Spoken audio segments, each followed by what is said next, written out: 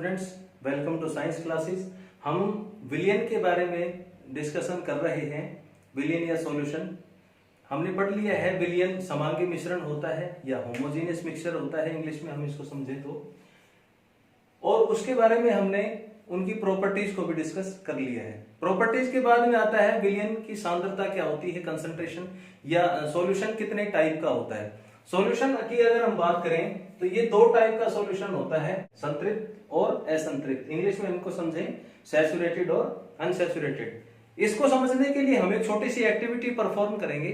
एक गिलास में थोड़ा सा पानी लें और उसके अंदर चीनी घोल। एक गिलास में हमने पानी लिया और उसमें ऊपर से चीनी डाली। क्या होता है, चीनी आप डालते हैं, उसको घोलते हैं, वो उसके अंदर मिक्स हो जाती है। एक चम्मच और डालते हैं, उसको मिक्स करते हैं, वो भी मिक्स हो जाता है। इसी तरह से यदि आप पानी के अंदर चीनी डालते रहेंगे तो एक अवस्था आएगी जहां चीनी उसके अंदर घुलना बंद हो जाएगी।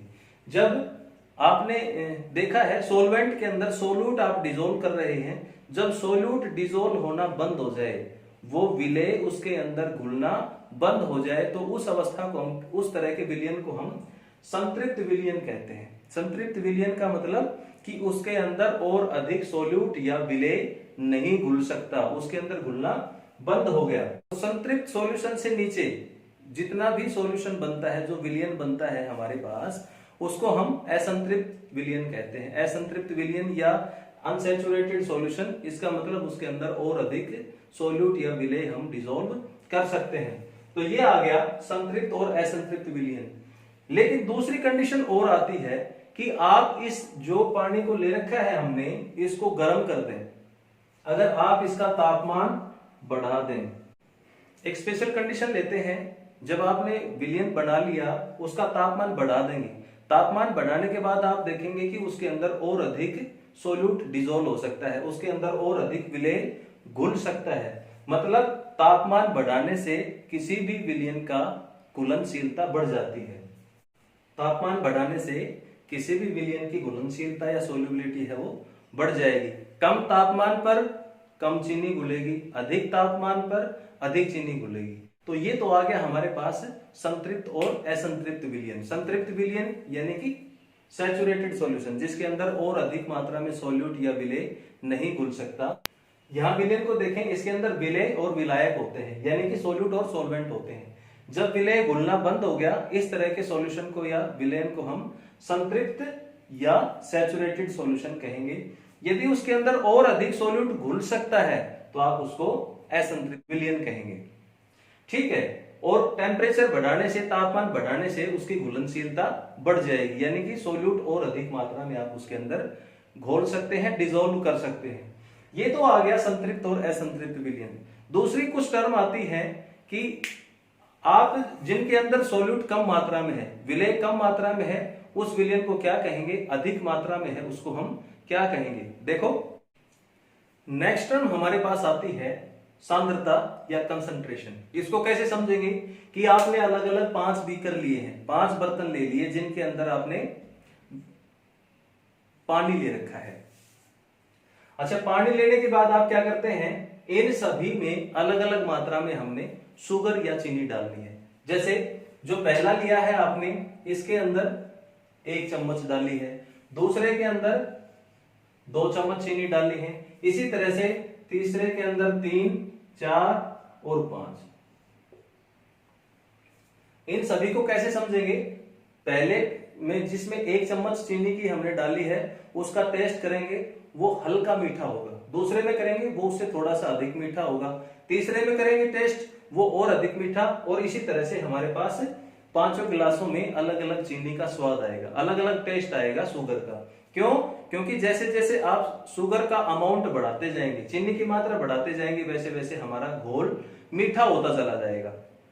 अच्छा, यहाँ 2 अलग अलग बातें आती हैं कि इनके अंदर मीठा कौन है और फीका कौन सा है। फीका और मीठा अगर आप देखें तो जिसके अंदर अधिक मात्रा में आपने चीनी डाली है वो अधिक मीठा होगा। जैसे कि अगर दूसरे और तीसरे की बात करें, समझना है, ये बहुत ही बेसिक सी टर्म है कि अगर हम दूसरे और तीसरे की बात करें, तीसरे के अंदर 3 चम्मच हमने चीनी की डाली है, दूसरे के अंदर 2 चम्मच चीनी की डाली है। इन दोनों की बात करेंगे तो तीसरा जो ग्लास हमने लिया है वो अधिक मीठा होगा। क्यों? क्योंकि इसके अंदर चीनी की मात्रा अधिक है। अच्छा, तो ये कौन सा हो गया? ये ज्यादा कंसंट्रेटेड हो गया, ये अधिक सांद्र हो गया। ये अधिक सांद्र कैसे है? दूसरे और पहले के मुकाबले में।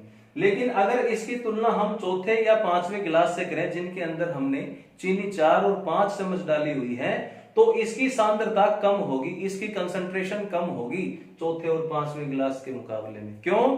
क्योंकि जो कंसंट्रेशन या सांद्रता होती है, ये होता है कि आपने घोल के अंदर, पूरे विलयन के अंदर कितना विलेय डाला है।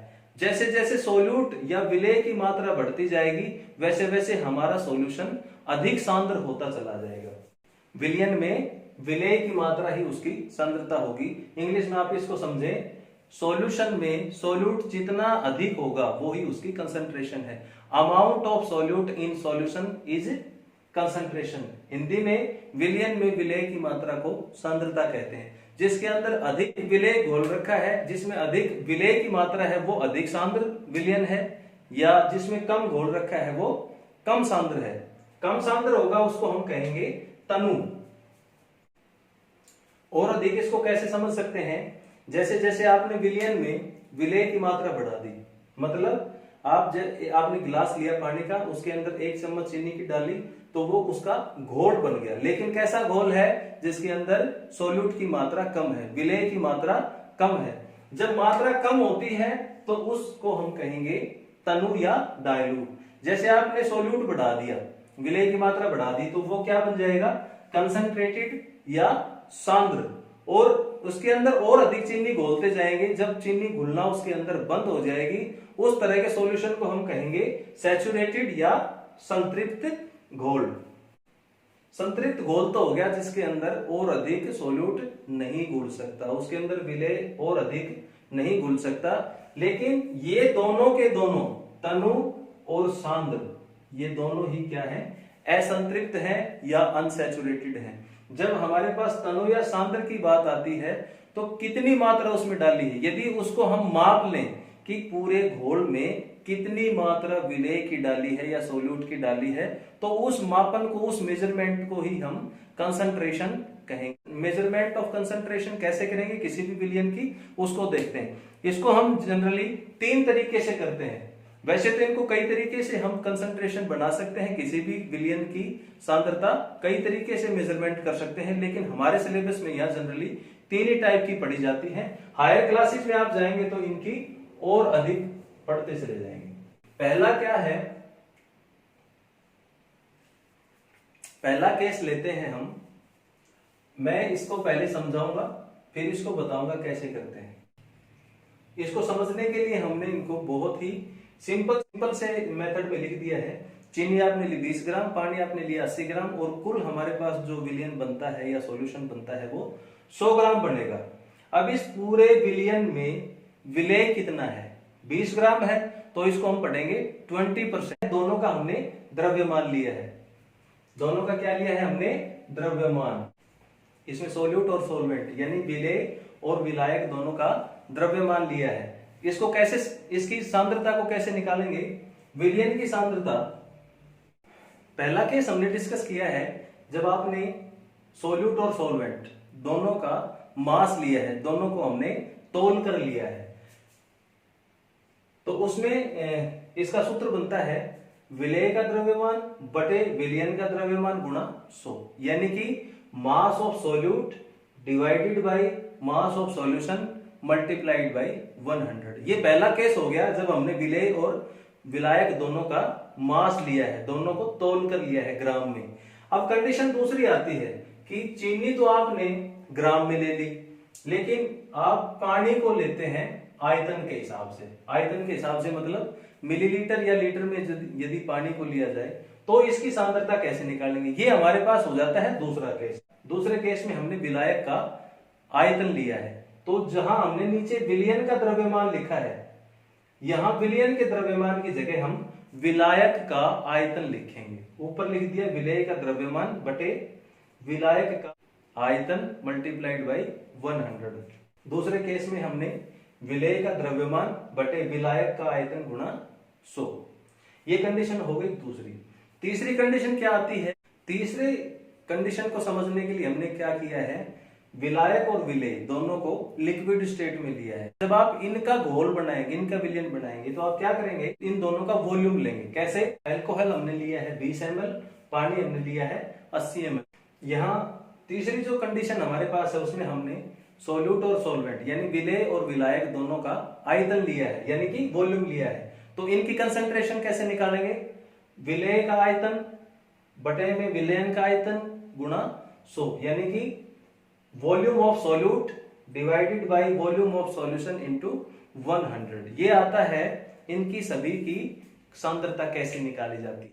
आप इनको अच्छे से पढ़ के, जो बुक्स में एग्जाम्पल दे रखे हैं, उदाहरण दे रखे हैं, आप उनको सॉल्व करने की कोशिश करें, या डिस्क्रिप्शन बॉक्स में हमने इनके सॉल्यूशंस दे रखे हैं। ये जो 3 तरह की कंसंट्रेशन टर्म्स हमने यहाँ डिस्कस की हैं, सांद्रता के कुछ पैमाने यहाँ हमने सोल्व किए हैं, समझे हैं, इनसे संबंधित उदाहरण दे रखे हैं। डिस्क्रिप्शन में हमने उनको डाल भी रखा है, आप खुद भी उनको हल करके देखें। यदि कुछ समझ में नहीं आता है तो आप कमेंट कर सकते हैं। अगला टॉपिक हम डिस्कस करेंगे नेक्स्ट वीडियो में। Thank you.